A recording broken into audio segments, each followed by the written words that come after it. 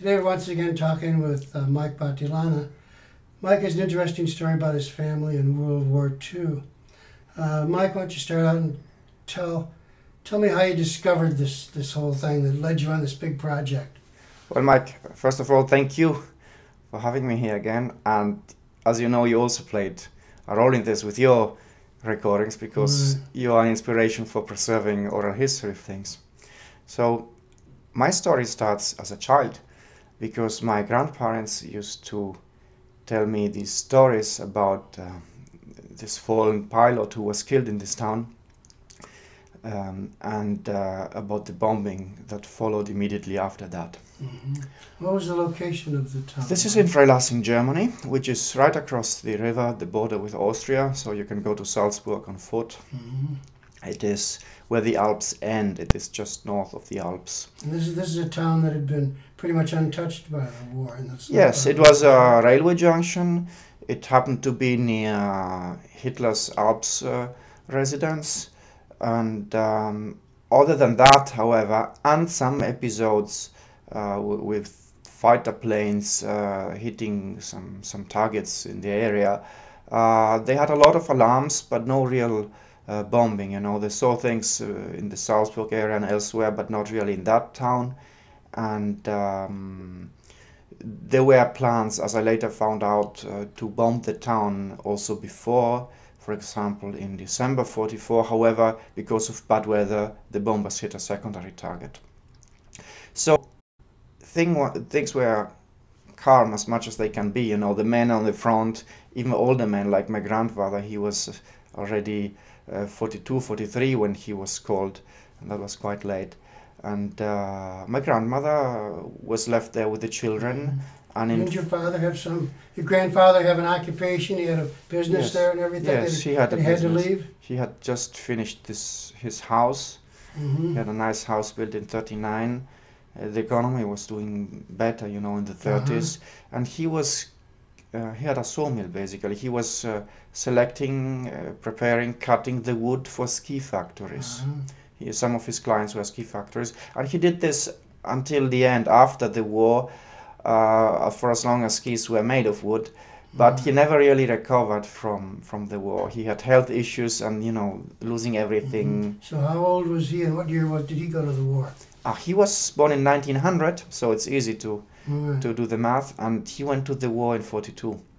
Right, so he was really old to be in the war. Yeah. But he wasn't really an infantryman or anything like that. No, that's right. He was in a medical reserve unit. He was like an EMT basic, I would say, yes. So he traveled a lot in France, in Italy, and he was in Italy at the time of the bombing. He then was a prisoner of war, first with the Americans and then with the British. And then he was released. He came home, and there was no house anymore, just family, of course. But my mother didn't recognize him because she was just a few years old, and he was always away. And my aunt did what she always wanted to do. My aunt is here in the picture. My aunt. So this is my grandmother, my mother. Showing this photograph here, my grandfather, my uncle, and my aunt, and she comes to him and brings him his ties, you know. So he comes back, finds nothing, and says, "Dad, here are your ties," because she had preserved them from the bombings, and whenever there was the need to go in a shelter, she would put them in the suitcase. And actually, this was also the case in the bombing that ultimately destroyed the house. So. Yes, that's his involvement in the war. He saw a lot of wounded people, but he also saw not so nice things like the SS going inside the medical camp, shooting with artillery and then leaving again. And yeah. So we grew up, I mean, I spent summers there. My parents were both working, and so I enjoyed the time and the love of my grandmother, and every holiday also we went there. And there were these stories which you simplify in your child's mind, but which are still big, because when you go to the cellar of the house, you still see things from the time, as if time had stopped in a way. And we had these photos these photos hanging on the walls of the burned down house, which are a reminder of how things can change in life. And my grandfather enjoyed telling the stories, my grandmother as well. I was interested. I did even do a few tape recordings at the time. And only they had different opinions about what had happened, because, you know, this pilot was killed in town, and the following week the town was very badly bombed, twice on the same day, for the first time in the war. So there seemed to be a relationship.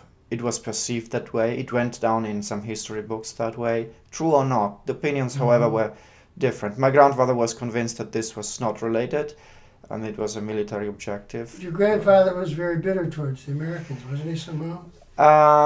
Yes, even if I have to say, he always said when he was a prisoner, the Americans treated him better. Better food, more friendly, and there was no lack of respect. It was just for the whole bombings, and he thought the Americans did this. Right. And so the Americans destroyed his house. Yeah, so... How about, what was the story on his business? Was that destroyed also? A lot of the business consisted basically, the precious thing was the warehouse of the wood, right. you know. There was still some left and some burned of that, but some was still left of the wood. But the barracks where they were cutting the wood, they were also lost. Okay, so you, growing up, had somewhat of an interest in this, and got a little bit of a picture of what happened. Yes. But then what sparked your interest to do this whole story? Well, I was searching every now and then, but I could find no information. But then, you know, the internet came, that was one factor, and they started, the secrecy terms started expiring. In the US it's 50 years, in the UK it's 60 years, and these were expiring until a few years ago. And some things were declassified after I asked for them. Right. And so also, as I said, my grandfather's opinion was that the two events were not related. My grandmother, like much of the population, felt guilt for the first episode and felt that the following bombings were retaliation. Let's tell the story. Yeah. So let's say what happened that day that the pilot was shot down. Okay, April 16, 45. Chet and his name, Chet? Chester Coggeshall. And what was his rank? He was a captain by the time already. Okay. Yes, he was flying a P-51, a fighter plane. What was their mission? Do you know? Yes, they had the target area was the Salzburg area, so they flew down from the UK, Munich, Salzburg area. They watched a few things along the highway, on a lake. They saw some planes. They went to Salzburg, and on their way back, they were free to shoot any targets of opportunities if there were any. But they were essentially doing bomber support. Not on that day. Not on that day. Not on that day. No, they also did that, but not on that day. Okay. For daylight bombings, not night bombings, they used to do bomber support. Yes, also. So on the way back, they noticed near Salzburg, which, as we mentioned, is near Freilassing, which is also, you know, in a plane you just fly around and it's less than a minute to see Berchtesgaden. And the local airport was Einring, which was used both by people visiting Hitler when he was there, and they noticed some planes there. You know, they didn't have a mission to find these planes, but there were some Focke-Wulf 190s, which many people were surprised also to find in my records that they were there, and because they were in the items that were destroyed by Chester and the others. So they were hit on the ground, and there was a response from the ground, either at Einring Airport or maybe from Freilassing. I heard that maybe there was some flak positioned at the train station area. In any case, Chester was hit, and so he crash landed, and he survived the crash landing. He was helped out of the plane also by two local French prisoners of war of war who were working in the fields there. There were also other people from... How far from the village was this? A few miles, Okay. not far at all. And then a military car arrived and they picked him up. So the people who were there, you know, helped him unbuckle, showed him a photograph he had in his pocket. Other people were busy putting the fuel out of the plane because it was useful. And they would have protected him. They would have put him in one of their houses because it was clear anyway that the war was ending. Right. To them at least. And instead this military vehicle came and brought him to town. He was tied and he was put very visibly on the vehicle, and going through the town, people had been called, so they had to look at him. They were told to spit at him, and the children as well. Mm-hmm. And So the they were children sent taken out. out of school. Yes, they were also taken out of school. Yes, And my so- that's what my aunt remembers. Right. So who were these military men? What? Oh, these military men were actually, I think on that day they were on a driving school, that vehicle.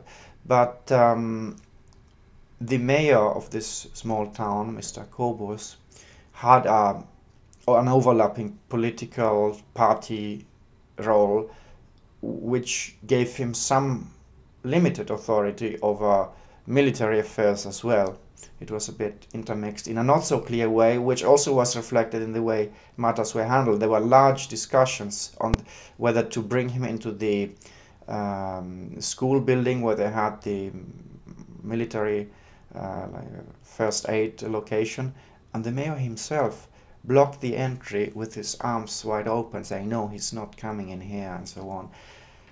But ultimately he lost in that single moment in his wish to not help him, and he also lost some of his pride maybe, and it was decided to bring Chester to a military hospital nearby. But the mayor managed to convince the young military driver of the vehicle to instead assign the whole transport to the mayor, and he ordered him to be brought to the woods, where the mayor himself shot him twice in the head. And was there anybody else besides the mayor involved in this? Yes, but in the trials, the mayor was the only one to be sentenced to death for several reasons. One very difficult thing to interpret in many wars is what is an order and what is a free action that could have been avoided, or that is against a crime against humanity. I mean, he was a prisoner of war, wounded. There were already conventions in place that, of course, said not to do this. But in 1944 and 45, there were directives from Berlin, as was also seen at the Nuremberg trials, that more or less directly invited to lynch fallen airmen, pilots, bomber crews, and so on. And for example, there were orders to police not to stop civilians doing this.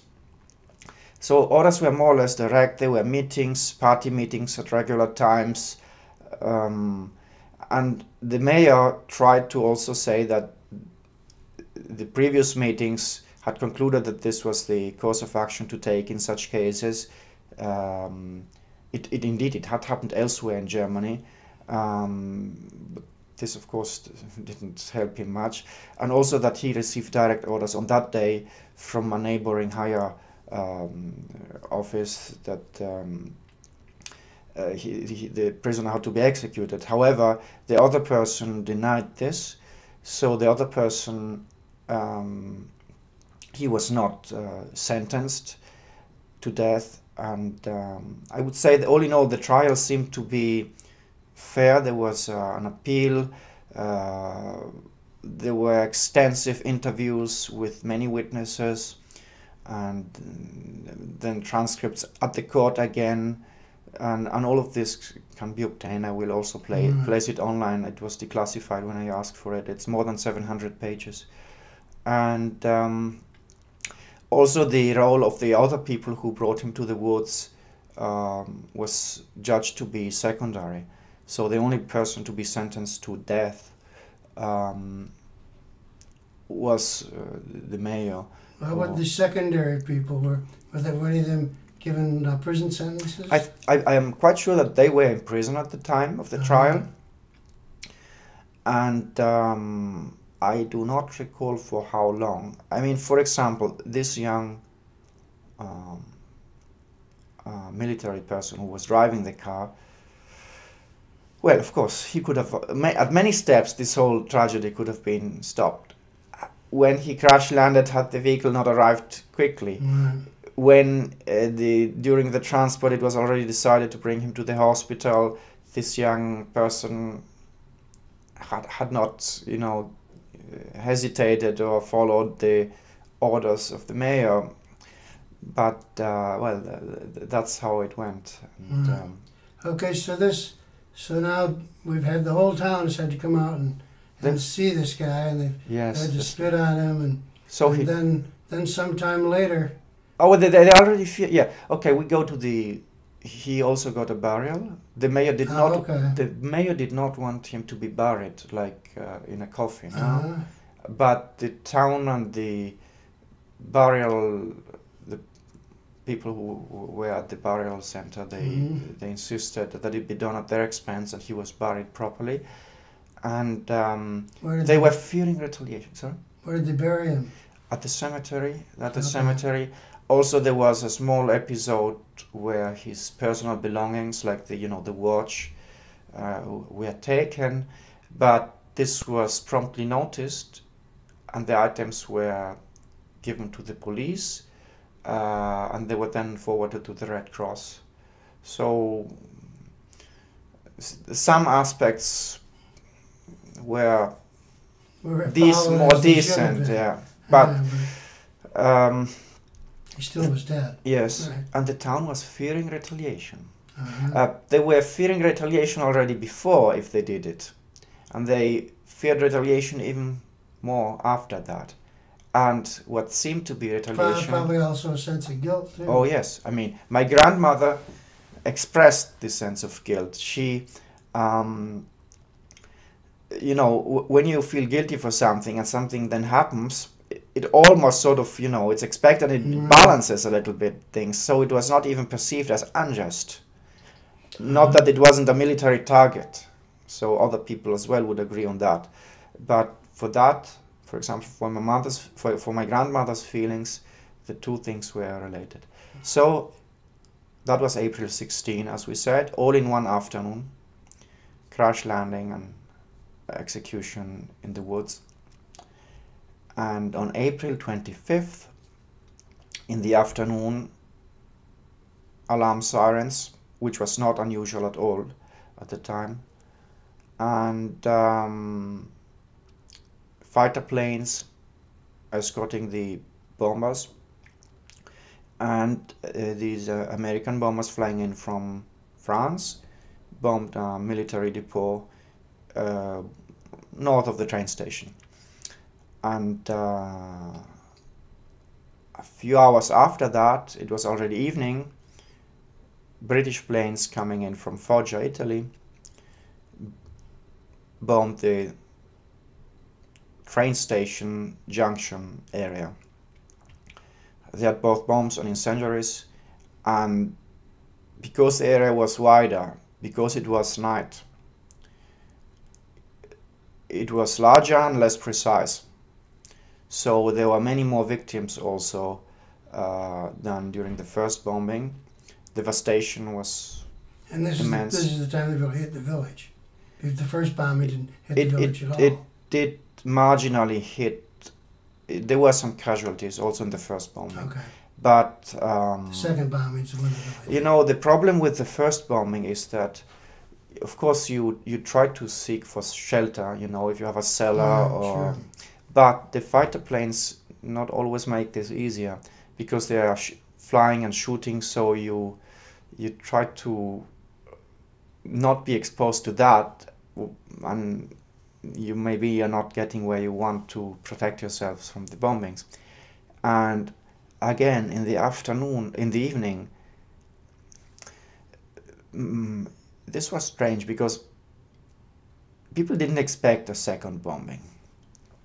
But at the same time, some prisoners of war who were working in my family's place, my grandfather's sister and brothers, they also had a sawmill, and they also had some land, and there were a lot of prisoners of war. As I said, 2 French people helped Chester get out of the plane, for example. And there were also 2 people treated like family and sleeping in beds at my other family's house. And they had warned my grandmother and the children that the town would specifically be bombed. And in my aunt's recollection, the warning was after the first one. And because of that specific, precise warning, for the first time, they sought shelter somewhere else, out of town. So when the second bombing arrived, well, for the first bombing, they just went to the cellar. For the second bombing, they went somewhere else in a real Bomb shelter. real shelter, yes. So, and indeed, the second wave arrived. It was much more devastating. It hit their house as well. So the house was completely in flames, and there was not much that could be done. And also casualties were higher. And so the city really felt punished. After some days, the Americans came in town. The mayor was arrested. Was he arrested immediately? People told him right away? Yes. People brought this up right away, or the Americans knew, or what? It was brought up quite quickly, and people were arrested shortly after the Americans came. Do you have any idea who told the Americans about what happened? I don't remember. I think it's in the war crimes papers.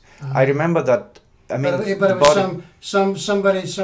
some of the Germans that were in the village. Yes. Told the Americans Yes. what had happened. Yes. Okay. Not only that, the body was also recovered, and it was sent to the United States. Chester's brothers went to New York to pick him up, as I was told by Pauline, Chet's sister. And Chester's brother also was a Navy instructor. He was instructing pilots. And so he flew down to New York. And here we see let's see, I have a picture because I went to the cemetery last year. And here you can see, you know, it's very sad, and Stark. When you see all these tombstones, thousands and thousands and thousands. So the body was sent to the United States. The people were arrested, and the court proceedings began. I mean, evidence was collected. They went to the woods, took photographs of the area.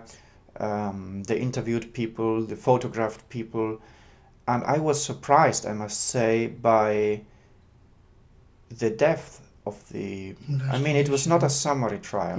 That's my feeling. I thought they had thousands of cases like this, but still looking at all the papers, and indeed, some of the people who were not executed as a result of this, it was because they filed an appeal while they were in prison, because they saw some new opportunities for appealing, and they succeeded.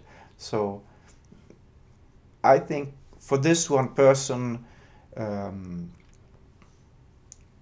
law was respected, because he had all opportunities.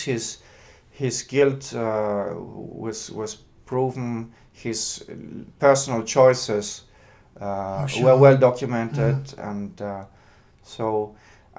you know, after his execution, about 1 year after this whole thing happened, his execution was in early '46. His body was buried at the same Freilassing cemetery, and overnight it disappeared. The villagers removed the body and it's not known where the body is. So they didn't want him among the people. Wow. So Chester was put in the cemetery for a few days, but the mayor didn't get this privilege. So, but still, in the history books, it went down. I mean, I have some books, real printed books, that for decades were the books that people in town had in the bookshelves, and they were speaking of retaliation. But, you know, at that time of the war, I see from multiple sources how the whole train tracks were filling up from the north going south, from the south going north. The people who bombed from Fallujah were told that this was an important target because they had to block the flow coming from the south.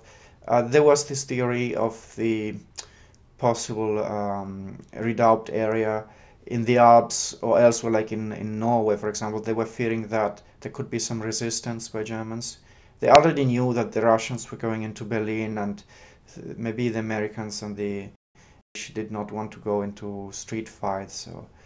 So they focused on things, operations like that. And Freilassing, being in the so-called redoubt area, and by being an important railway junction, had these reasons to be a target, a military target, apart from the episode the week before. And as we said, you know, there was a bombing planned already in December 44, but there were many actions that were planned and not executed. So the fact that something was planned doesn't mean that there was, because of that, no relationship. I mean, I can hear of something happening, maybe there's a policy of retaliation which I'm not aware of, but I have to be open-minded, you know. There are different. So I was open-minded towards this as well. Maybe some people said, okay, let's see what things we have planned for this town and let's do them all now.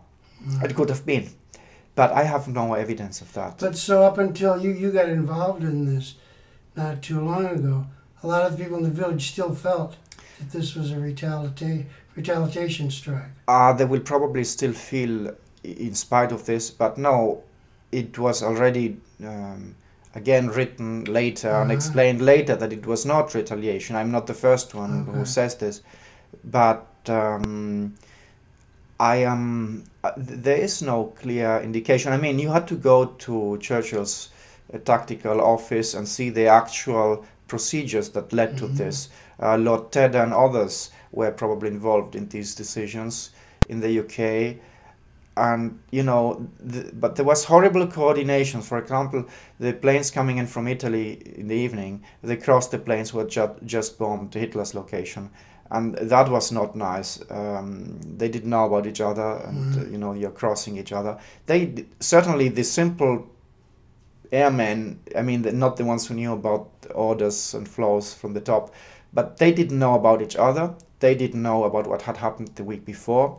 The Chester's friends didn't know until long after that Chester had actually been dead, because he was missing in action, not killed in action at first.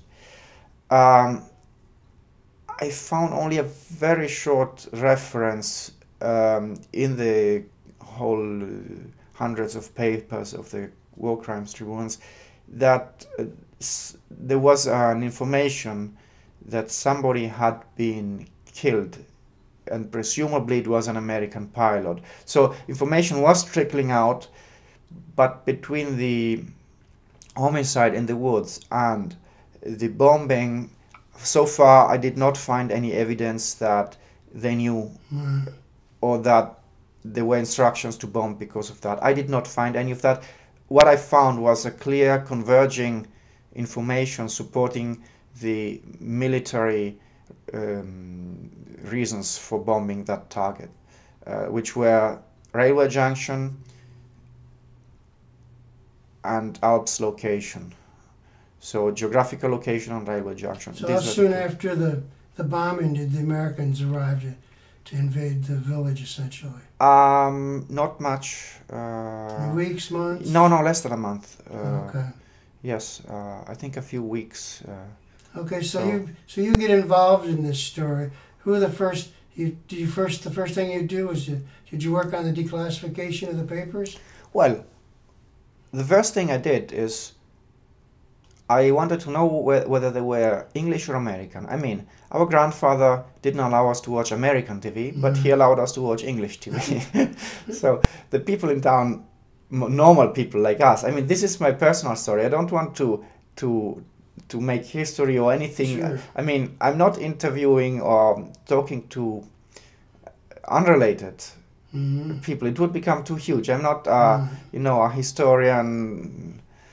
I try to be balanced, because when you do software, for example, you have to be open-minded, defensive, critical of yourself and everything, and you try to be rational.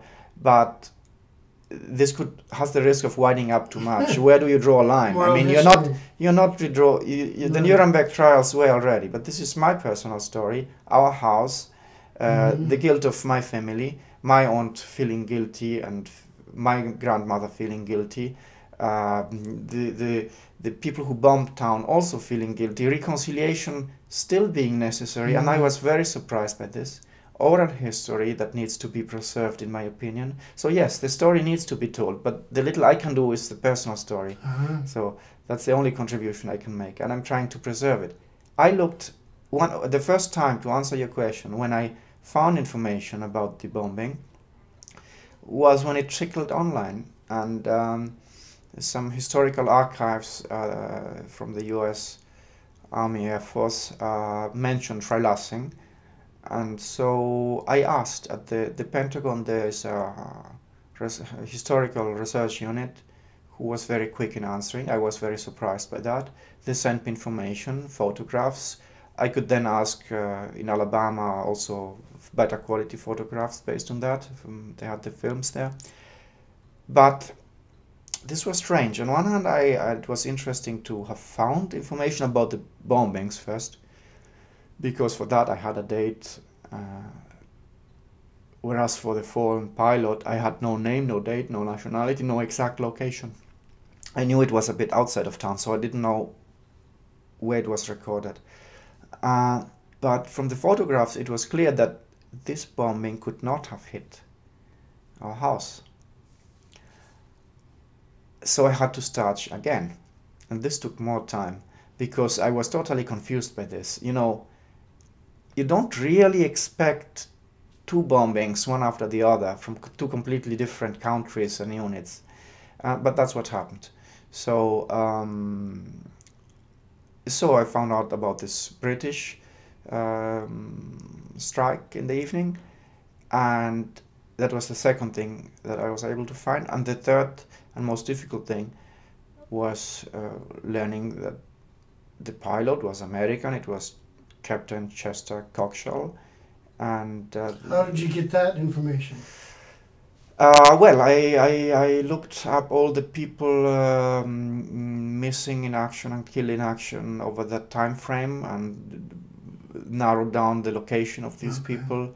And then once I had his name, I also looked up. Able to piece the parts together. Well, the War Crimes Tribunal papers had to be ordered, but some abstracts were already, things were coming up on the internet all the time, and there was a Dutch research project putting up abstracts of War Crimes Tribunal's papers, and so based on that, it was easy to go to the National Archives and get everything. Of course, I will put it online, because it's a lot of information. It's not copyrighted, so it's U.S. government publications. It was declassified after I asked for it, but I want to spare the people the scanning 700 pages or more for only this set of files. So I did a very high quality PDF version, and the same also for the photographs and the scans I do. I try to do them in very high quality, lossless, 4800 dpi and so on. Yeah. So last year we spoke, and somebody listened to that interview we did last year. And last year we said how I had met George in the UK and Peter in Canada. George and Peter were part of the night bombing mission. They were both rear gunners, which happens to be a quite dangerous job, but they told them, look, you're not going to be a pilot as you would like to. Either you go to the coal mines or you become a rear gunner. Rear gunner was difficult at the time, because It was the first thing the German fighter plane would try to hit. And also it was difficult to bail out. You know, the parachute very often had to be taken from inside the plane. I mean, you hear stories of people jumping out without a parachute. At the end of the war, they had things built in the seats, but it was not there. So George and Peter, and after your interview last year, I spoke with Frank, who was flying with Chester. He did not actually fly next to him, but he went back to search for him. So and yesterday I met Pauline, Chester's sister, who was 12 at the time, and her nephew found me because after you placed the interview online, I linked to it on my website and placed the link also on a World War II forum. And Pauline's nephew, just a few days after that, happened to be searching for the information. He's a scale modeler, wanted to do a model of the plane. He was actually looking for another relative, but as he was there on Google, he said, let's also look this name up, and our page came up. And so he listened to the story, and that's how Chester's sister learned about this. Because at the time they only had 2 telegrams, missing in action, killed in action, about a few weeks, maybe a month or so apart. They did not know more details about this. Maybe the elder brothers did, but she didn't. So first notice they had was missing in action. So up until yesterday, essentially, she did not know how her brother died. Not to that detail, no, because she listened to the interview. Okay. I exchanged emails with her nephew. So she did know he had been shot. No, from and listening to the interview. Yes, she did. We spoke also on the phone, and she was very thankful, first of all, that the memory was being preserved, that she could learn about this. Yesterday she told me like she had been waiting all life to learn what we talked about yesterday. It was very touching also.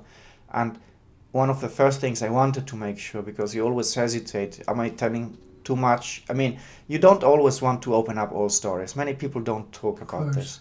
The people I met were people that wanted to be found because they were active in this. They were still active historian of their group, squadron, or whatever activity they were in.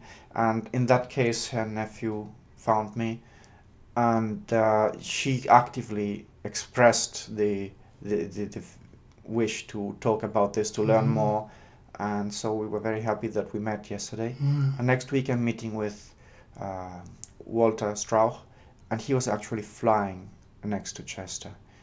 And I don't think he knows, like Pauline didn't know, that the town was bombed the following week, you know. Right. So we'll see next week. So and he was very happy to hear about me. And where's he at? He's in Kimball, Nebraska, which is near Denver, Colorado. Okay. So since I have some work to do in Denver, you know, I'm trying to sort of combine things. We have this. So how are you going to tie this whole thing together, Mike? I would love to tell stories with continuity from different perspectives. Maybe told, but with continuity from different people. But you know, the story on the ground. How was life at home, where people are fled? How was life on the ground in Germany? How was everyday life for these pilots and bombers?